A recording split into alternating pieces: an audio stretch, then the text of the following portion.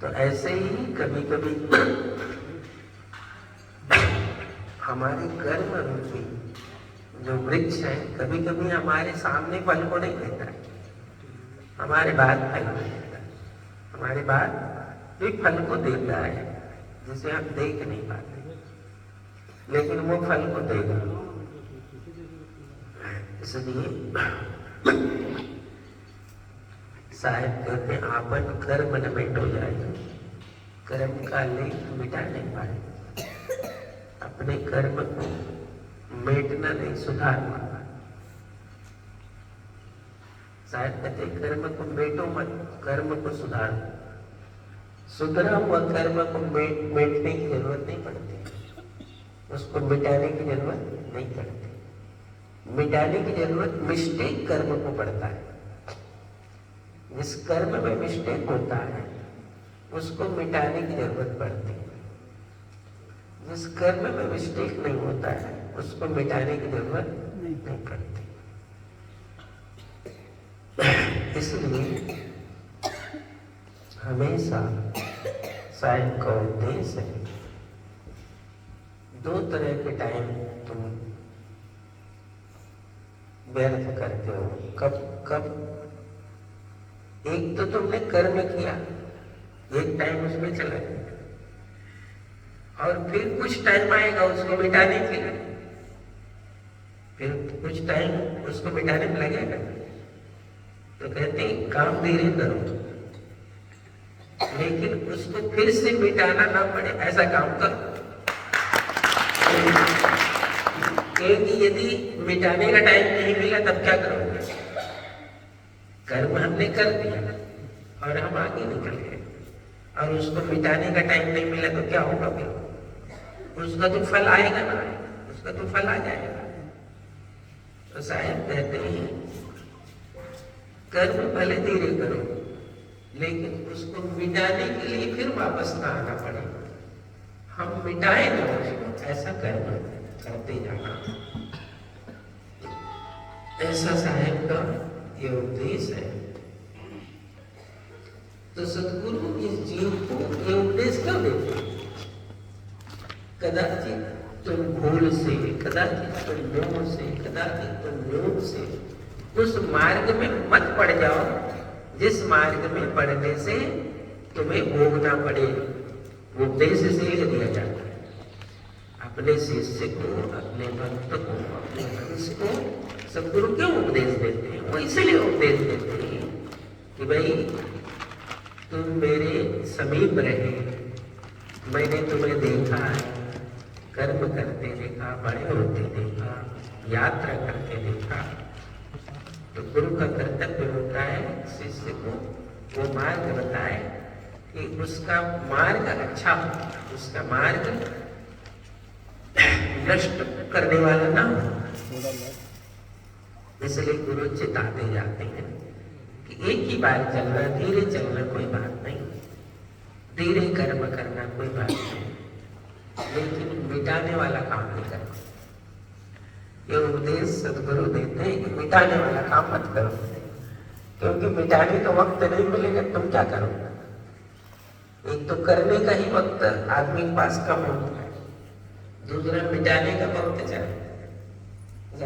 आपन कर्म न मिटाओ, कर्म को मिटाओ मत, एक ही बार उसको सुधार दो, एक ही बार उसको सुधार दो, ताकि उसको मिटाने की जरूरत न पड़े।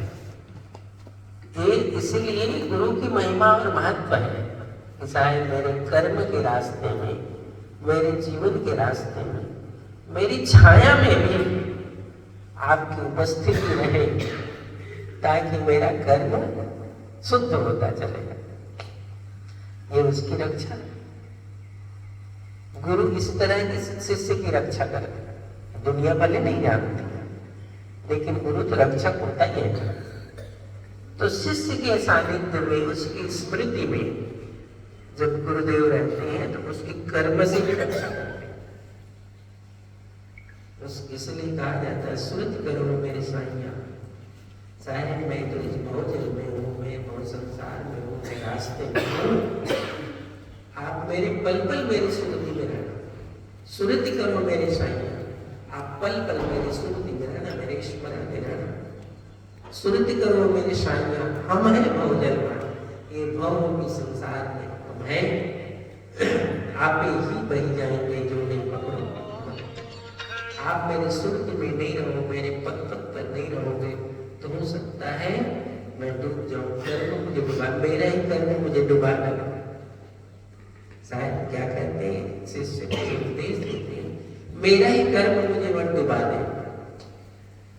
इसलिए आप मेरी सुरति में रहना, मेरी स्मृति में रहना, मेरे ख्यालों में रहना, ऐसा शायद ने उपदेश दिया है। तो जो गुरुमुखी होते हैं, जो हंस होते हैं, जिज्ञासु होते हैं, उनको इसी तरह से अपने कर्म की यात्रा को शुद्ध करना पड़ता है, पवित्र करना पड़ता है। कबीर साहब के तो बहुत बड़े बड़े उपदेश हैं जी। कबीर आप ठगाइए और मैं ठगिए को, आप ठगे सुख है और ठगे दुख को।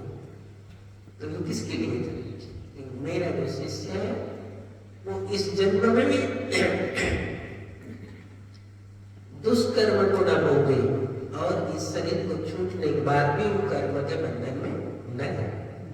इसलिए गुरु रक्षक होते हैं, गुरु को रक्षक कहा जाता है। इसलिए वो कहा जाता है गुरु ब्रह्मा, गुरु विष्णु, गुरुदेव महेश्वर। गुरु शिष्य की सृष्टि के कारण है। गुरु शिष्य में जो कर्म रूपी सृष्टि हो रहा है उसका भी वो कारण है।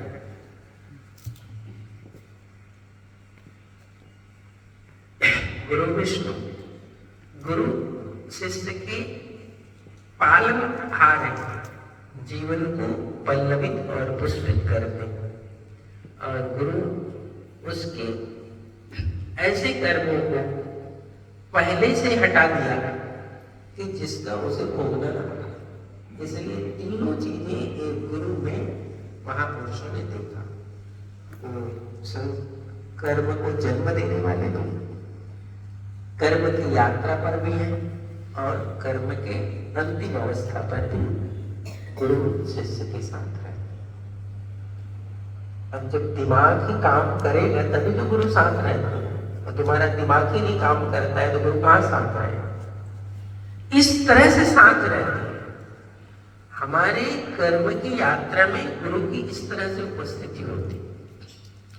और जिन कर्मों में गुरु की उपस्थिति होती है वो कर्म कभी भी अशुभ फल को नहीं देता। ये विधान है,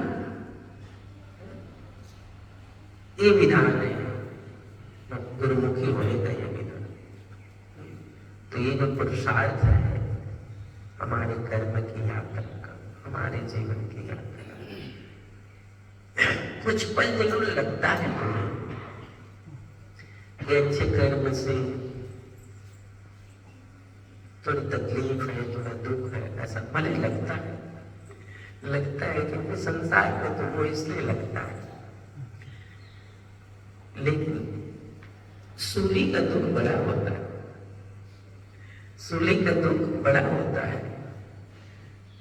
ये सूली पर चढ़ता है उसको पता चलता है, सबको नहीं पता चलता है। तुम सूली से मुक्त हो जाते हो, बड़े धीरे धीरे यात्रा करते हो। तो गुरुमुखी होने का यही फायदा। गुरुमुखी के पास एक चीज होती है जिसको हमेशा ध्यान रखना। गुरुमुखी के पास अपनी दृष्टि और गुरु की दृष्टि होती है, एक चीज उसके पास होती है। जो गुरुमुखी नहीं होता है उसके पास अपनी ही दृष्टि होती है, गुरु की दृष्टि नहीं होती। इतना ही अंतर है। और दूसरा कोई नहीं, उसका कोई शरीर में अंतर है ना किसी चीज में कोई अंतर है, इतना ही अंतर है। गुरुमुखी के पास दो दृष्टि होती है, एक स्वयं की दृष्टि होती है और गुरु की ज्ञान की दृष्टि होती है। उसके अनुसार वो निर्णय करता है, उसके अनुसार वो कर्म करता है। जो गुरुमुखी नहीं है उसके पास अपनी ही दृष्टि होती है।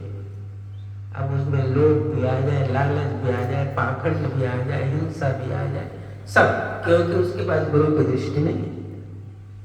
उसके पास गुरु की दृष्टि नहीं है। लेकिन जिसके पास गुरु की दृष्टि है उसकी रक्षा पल पल में होती रहती। इसलिए हम कहते हैं कि गुरु की उपस्थिति हमेशा शिष्य के साथ रहती है। वो भले धीरे चले। ये इस जगत में, संसार में जो बंधन है, उस बंधन से गुरु इस जीव को किसी प्रकार मुक्त कर देता। बोलो सद्गुरु।